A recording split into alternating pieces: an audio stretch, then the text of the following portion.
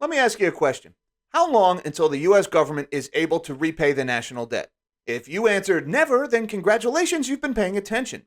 At over $31 trillion, there is no hope of ever paying back the national debt. So if any reasonable person would already admit that there is no hope of ever paying back the national debt, why then is it almost universally recognized that we must raise the debt ceiling? Why is it viewed as insane to even consider defaulting on a debt that we've already established it's inevitable that we're going to default on? Now, before we go down this rabbit hole, let's be honest. We all know how this is going to play out. There's going to be months and months of political brinksmanship and stupid speeches on both sides of the aisle where Democrats are going to demand that everybody gets a pony and Republicans are going to pretend like they actually care about cutting spending. They don't. And then at the last minute of the last hour on the last day, they're going to pass a 50,000-page bill with trillions of dollars in new spending, and they're going to tell us, you're welcome.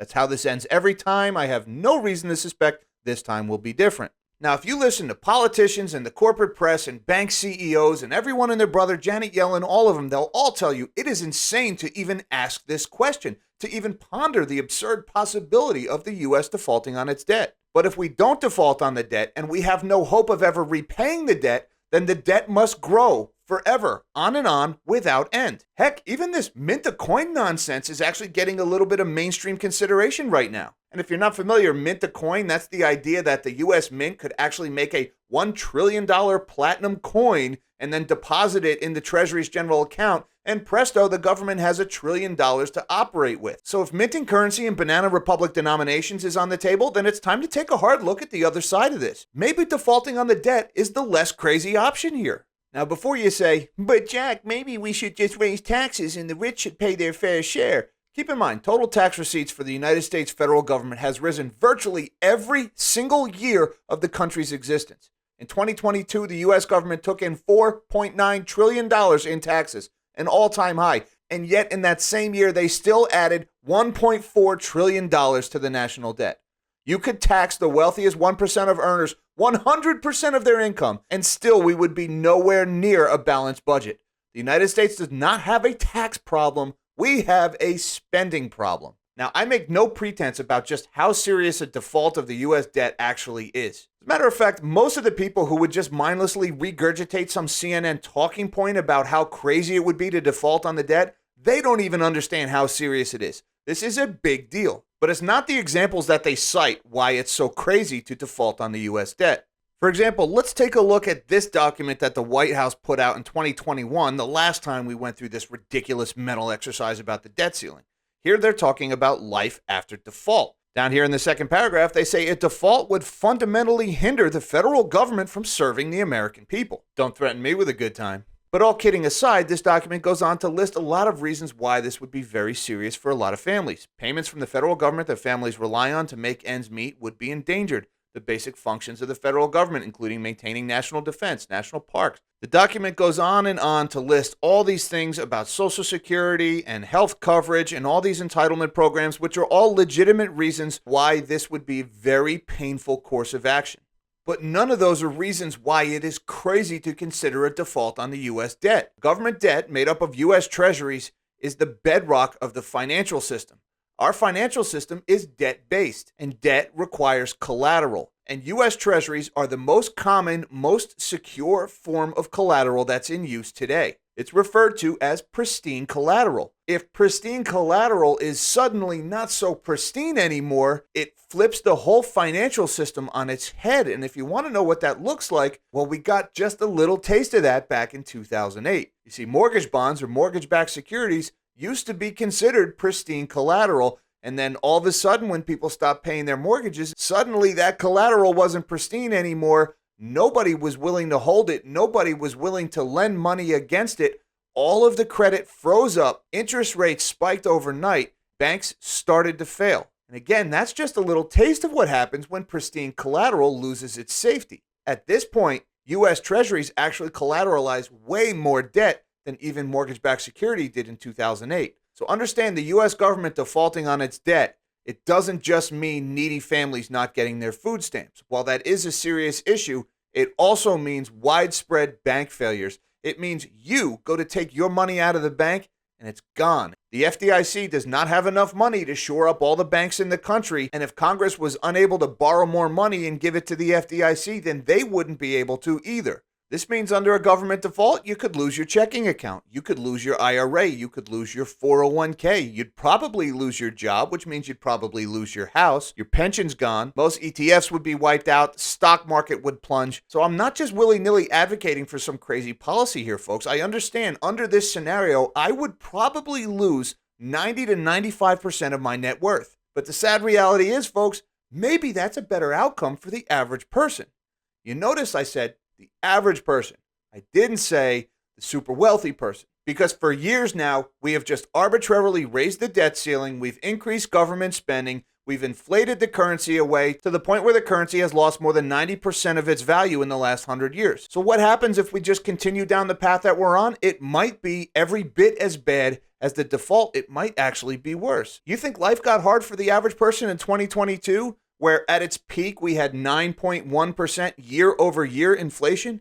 In Weimar Germany in the 1920s, inflation peaked at over 29,000% a month. That is the road we're heading on with this endless cycle of expanding debt. So yes, I'm actually considering a scenario where I lose 95% of my net worth as a preferable outcome to the road that we're on. Think about what's happened to the average person who now needs to make twice as much money to maintain the same standard of living as his parents. One parent working in the household is virtually unheard of nowadays, where both parents need to work full time just to have any hope of maintaining the standard of living of the previous generation. What is that going to look like in another few years? What's that going to look like in another generation? Now think about an American born today is over $94,000 in debt the moment that kid is born. So which is the crazier option? Us losing 95% of our net worth in a second Great Depression that's very deflationary, or making our kids $100,000 in debt the moment they're born? Why not $200,000? Why not make it $1 million?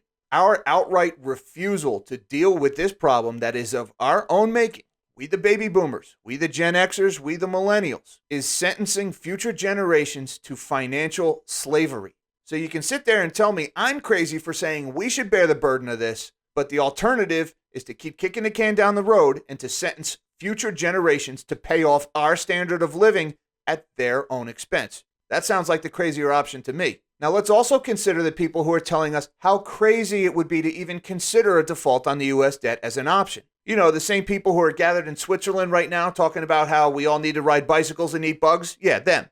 Well, they have become obscenely wealthy with this inflationary system. It's no secret that inflation disproportionately hurts the poor, who spend almost all of their income on food, energy, and shelter. Meanwhile, the people who provide those things because they own the businesses and the assets that provide that food, energy, and shelter, well, their value goes up, so they get even richer. People who are telling us it's crazy to consider changing course are the people who are benefiting the most from the course that we're on.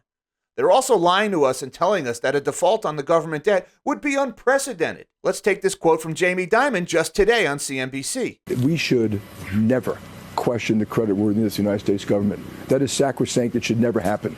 Well, Jamie Dimon, CEO of JP Morgan Chase, it turns out that the U.S. actually has a long and storied history of defaulting on its debt, the first instance of which happened in 1862. You see, in order to finance the Civil War, the U.S. Congress issued greenbacks, which were banknotes redeemable for gold or silver coins. But the government issued way too many of them, and instead of allowing them to be redeemed for gold or silver, they defaulted on that promise and just made those banknotes into legal tender. Fun fact, that's why to this day, every Federal Reserve note says this is legal tender for all debts, public and private. Oh, and by the way, the Secretary of the Treasury who defaulted on those greenbacks was none other than a guy named Salmon P. Chase, the very same guy who Jamie Dimon's bank is named after. But that wasn't the only case of the U.S. government defaulting on its debt. Most of you are probably familiar with 1933 when the U.S. government made the private ownership of gold illegal. But in that same act, the U.S. government actually defaulted on the gold clause that was in every U.S. government bond at the time.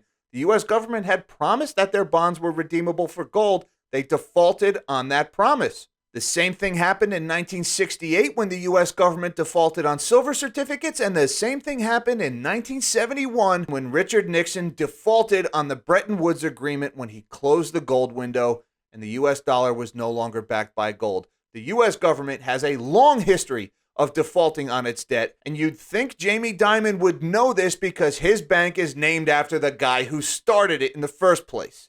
So long story short, folks, I get it. It is crazy to consider defaulting on U.S. debt, just like it's crazy to not consider defaulting on U.S. debt, because what we're doing right now is crazy. If you're being chased by a tiger, it's crazy to stop running. But if you're about to run off a cliff, it's also crazy to keep running, and maybe it's time to stop and think maybe the tiger wouldn't be the worst option. That's all I'm saying here. Again, in all seriousness, folks, I make no pretense here. A default on the U.S. debt would be catastrophic financially. It would mean bank runs. It would mean bank failures. It would mean most people getting wiped out. But the course that we are currently on is not fair to future generations. It is our problem. We have a responsibility to deal with it. And all the people who are telling us it's crazy to even consider a default are the people who are getting obscenely wealthy by staying on the course that we're currently on. And again, a default on U.S. debt would not be a first time. The U.S. has a long history of defaulting on its debt. And I don't care if Jamie Dimon tells you it's crazy to default on the debt because his bank is named after the first guy who did it. Till next time, live small and dream big.